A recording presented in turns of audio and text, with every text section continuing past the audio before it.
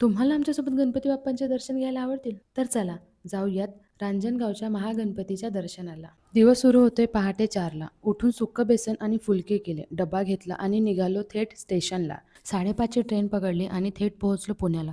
तिथून PMPMLची वाघोली जाणारी बस पकडली आणि तिथून रांजणगावची बस पकडली. PMPMLच्या बसेसच्या तिकीट्स जरा महाग असतात. पुरुषांची फुल, स्त्रियांची फुल आणि छोट्या मुलांची हाफ तिकीट. इथे तेच सांगतोय, माझी तिकीट काढली. आता मी निवांत बसू काय? झोपू पण शकतो. जवळपास 11ला आम्ही रांजणगावला पोहोचलो. हे हिरवंगार झाड आणि त्याच्या मागेच हा मेन गेट. दोन्ही बाजूला 2 हत्ती. काही दिवसांपासून आम्ही वेळात वेळ काढून रांजणगावला यायचा प्रयत्न करत होतो. पण कोणत्या ना कोणत्या कारणाने आमचं येणं होत नव्हतं. यायचं कारण असं होतं, की साधारण 4 वर्षांआधी आमचं ज्यावेळेस नुकतंच लग्न झालं होतं, त्यावेळेस आम्ही सहकुटुंब तिथे गेलो होतो आणि तिथे माझ्या नवऱ्याने आमच्या घरी गणपती आल्यानंतर आम्ही त्याला घेऊन तुझ्या दर्शनाला येऊया आणि आजचा तो दिवस. आत व्हिडिओ कॅमेऱ्याला परवानगी नव्हती म्हणून डोळे भरून सगळं मनाच्या कॅमेऱ्यात कॅप्चर केलं.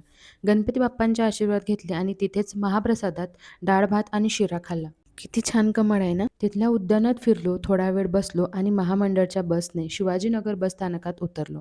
चेन्नई एक्सप्रेसच्या ट्रेनमध्ये बसलो आणि निघालो परतीला.